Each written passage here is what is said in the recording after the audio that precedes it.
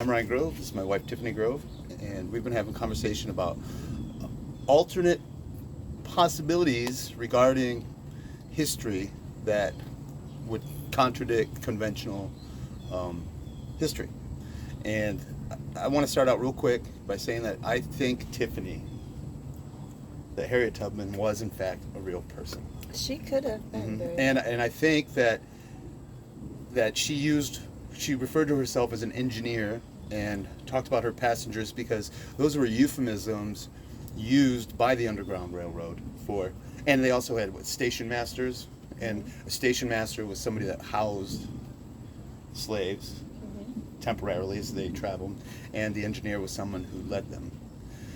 But having said that, I would like to say two things that are not in the conventional history about Harriet Tubman is that I'm still convinced that she used railroads, old railroad systems, that she's one of the few people that knew about them and knew where they led, and she exploited that knowledge in order to successfully transfer people from slavery to freedom. And these old railway systems, I still am pretty certain that they existed hundreds of years before the big rail boom of the 1800s. And second of all, I think that when she was close to death in the 1890s, that she was exploited by that legislator, what was his name? Wise, and the author of her biography that wrote it for her. And I think that they did actually exploit her, and they benefited from the money, and Harriet Tubman didn't really see any of the money from the publication at all, and that's a travesty. Now, the reason I keep insisting on talking about railroads is because I think that the fact that ancient railroads were already here is just a small leap forward from that would be to speculate that there were buildings here also.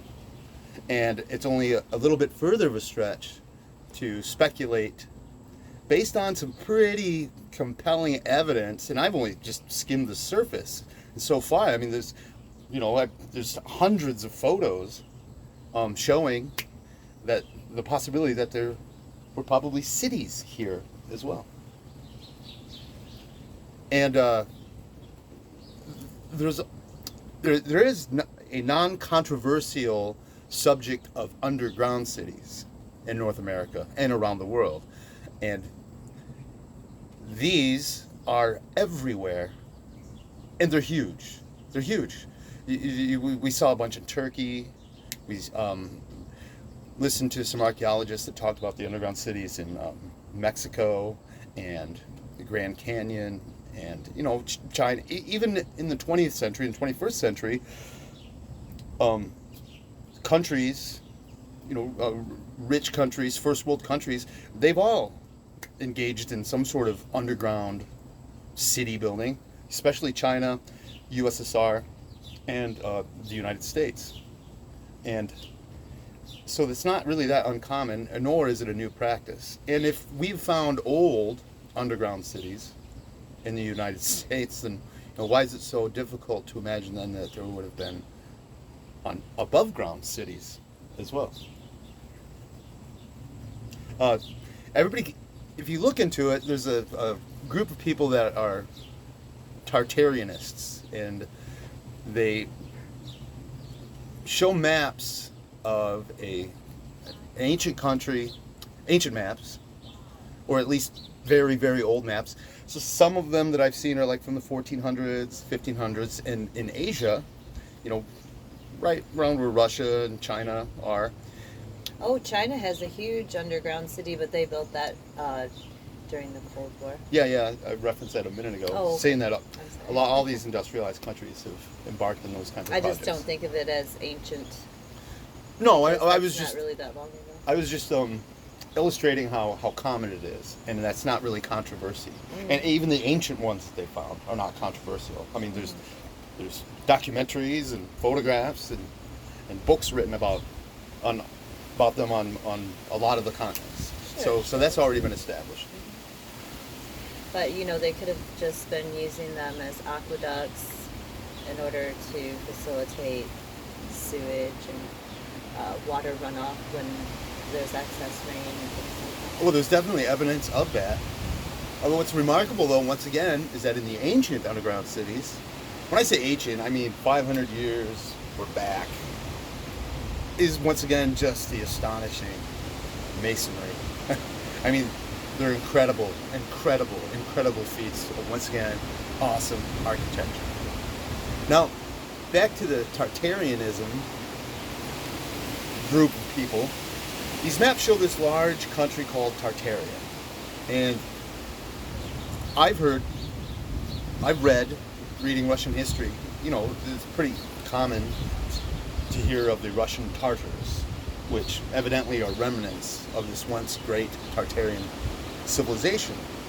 And while the West was moving from Turkey into Greece, the culture and civilization, and then from Greece to Rome, and Rome to Germany, and then Germany to France, Spain, and England, and then on as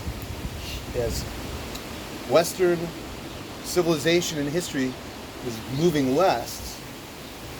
I've seen some allegations that Tartaria in the east was steadily moving east, and there are claims that Tartaria got so big that it encompassed all of East Asia at one point. And it pushed it, just like the West went west across the Atlantic, Tartaria allegedly pushed east across the Pacific, and hence established kingdom in North America, in Central America, and South America. And what's interesting, there's a Tartarian legend of a queen called Califia, and she lived on her island, which was across the Pacific. And it was reported that at some point she had joined forces with Islam to fight a Christian battle. But it didn't indicate where this battle took place or what year, so presumably it was after 700 AD. And she was defeated by the Christian army, and then she converted, and then she began to name some of the cities in her kingdom after Christian saints, because she was a new Christian. And it's interesting because Califia, her kingdom is supposedly what California, the landmass, the territory of California, is that's the location of California's kingdom. And then I've seen these maps from the 1500s where some of them, in the 1400s, were late 1400s, and from various countries, where they show California at times as an island, where the northern California is not connected to the mainland. So rather than a peninsula, it's an island. And also in some of these old Spanish maps, I see that there's a lot of volcanic activity, which would make sense because of San Andreas Fault. And that just makes me speculate, man, what if at one time it actually was an island, and because of volcanic activity, I don't know, I'm just speculating here, I don't know. It's fun to think about these things, that maybe there was a shift, like an earthquake or something, and the plates shifted and slammed into the mainland, and hence we have Northern California. Pretty neat to think about. So do you know anything about the Tartars? No, just the Russian. Just the Tartars? Mm-hmm.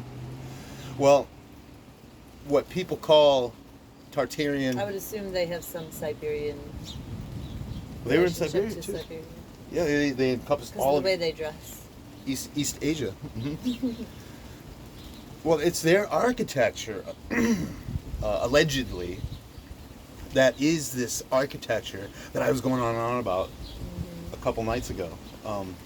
About this, I called it Greco-Roman. It just has hints of it. It's the awesomeness that you see in pictures from 1920s like and back. the Eastern Oriental influence rather than the... Yeah. Yeah. And European architecture is obviously more Greco-Roman. But as you explained, when you talked about global trade routes, and if there was a lot of trade between this empire of Tartaria and the West's empires like Rome or the Holy Roman Empire, the British Empire later on, that there would be obviously blending and mixing of architectural styles. And it looks,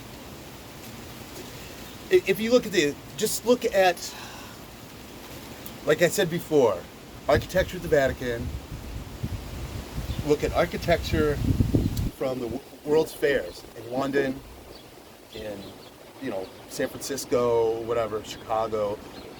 St. Louis. You'll see what I'm talking about, a uniformly distinct architectural style.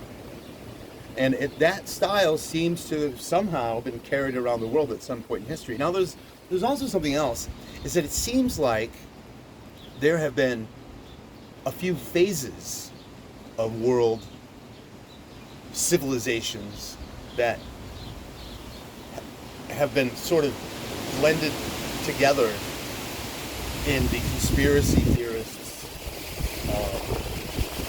the timeline that they're trying to piece together, and I haven't figured that out yet. And I'm going to have to I'm obviously going to do a lot more looking into this and a lot more research. So, sounds pretty far-fetched. oh, it does. It sounds ridiculous. This is just why it's so much fun right now. Truth is stranger than fiction. You got something? Not particularly, no. No, not tonight. Okay. Well, I guess we'll wrap it up on this one. I just letting you know where I stand and where this is going. And once again, hopefully she'll contribute more on the next video, which will be very soon. I'm speechless. Yes.